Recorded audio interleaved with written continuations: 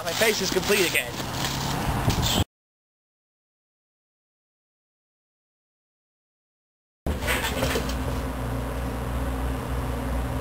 Okay, if I had a special effects department, the top of my head would have come off there. No more classes, no more lab reports. Well, not the next semester anyway. Which I think is epic win, and I'd do my happy dance if I didn't want to lose all my subscribers and never, ever, ever make a video again. But I don't want that. So, let's see, what was I going to talk about today? I didn't remember getting drunk in the middle of the day because I could, because all I have on Fridays is a lab, and I didn't have any lab today, just had to hand in the report. Then take 2 shots, then take more alcohol, and today is a blur of Metroid Prime 2. Great game. I can't recommend it highly enough. Made Nintendo Power's Game of the Year when it came out, which fully deserved. I remember voting for it, actually. What else? Well, of course, Nintendo Power's a bit biased because it only ever makes Nintendo games Game of the Year. It's like the United States, right? I mean, they held an event called the World Series, and the only chance another country has of winning besides the States is when the Blue Jays actually make it past the first round of eliminations. But of course, that hasn't happened in a couple of years. Although I think the Blue Jays are probably still the best team in Toronto, which isn't really saying much considering there are also the Maple Leafs, who, well, let's put it this way. In Toronto, they call the Stanley Cup Haley's Cup because of how often it comes around. The Maple Leafs suck. They suck so bad.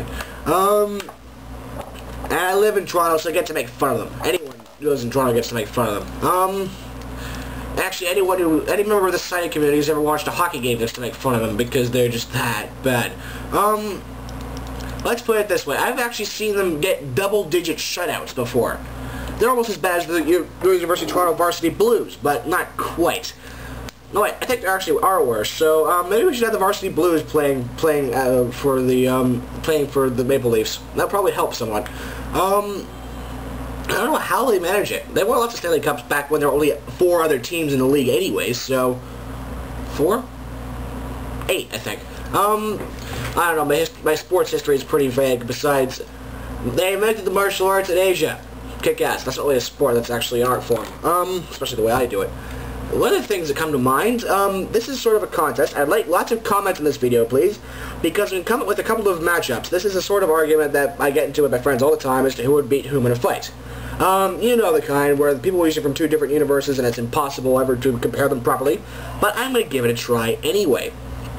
First pairing, Lex Luthor and Dr. Doom. And then the next one, Sonic versus Mario. Now, the correct answer to that one is Sonic, but I'm going to let you guys vote for that yourselves down there. Yeah, down there, I think. There's supposed to be an invisible comments box, but I can't see it because it's invisible. It's like the invisible pink unicorn. How do you tell it's pink if it's invisible? I seem to have lost my train of thought. Oh, and thanks to Greg Pataki for this one, and also inspiring this whole bit. Han Solo versus Captain Kirk. And then, to cap that up, and then, not so much, and then, because this one also came up, Chewbacca versus Spock. Because Spock had the brains and the tactical ability. Chewbacca's got brute force. Let's see what else. Wolverine versus Superman. Will the adamantium break Superman's invulnerability or not? And finally, Batman versus Daredevil. Right. That's dealt with. Yeah, so all of those down there, please. Comment on whichever ones you like. The one that gets the most comments, I'll talk about a week from now. And maybe do a mock running commentary as I'm watching them fight, because I'll program my computer to do something fun. Now, the tawny owl is a stocky, medium-sized owl which is common in the woodlands across much of Eurasia. Its underparts are pale with dark streaks, and the upper parts are either brown or gray. This looks like the owl from Squirrel Nutkin, one of my favorite Beatrix Potter books as a kid. The nest is typically in a tree hole, and eggs and young are fiercely defended against potential predators. Oh, gee. I wonder where that came from. Watch this. I'm an owl. I'm not going to defend my young against predators. Oh, yeah? We eat your young. Hey, that instinct of mine didn't really work. No, it doesn't get passed on, and then the idea of not protecting your young gets bred out. Durr. That's called natural selection. And that's why I believe very firmly that people ought to be as nice to each other as possible, because Wow, Blade Runner was actually yesterday's featured article. That was a lot more fun. Oh, why didn't I do a video yesterday? I was just too busy working. And tonight is a massive party where I'm going to get even more drunk than I have been all day, which is saying something. Anyway, dear viewers, let's set the record straight right now. I'm not a number. I am a free man. Good day.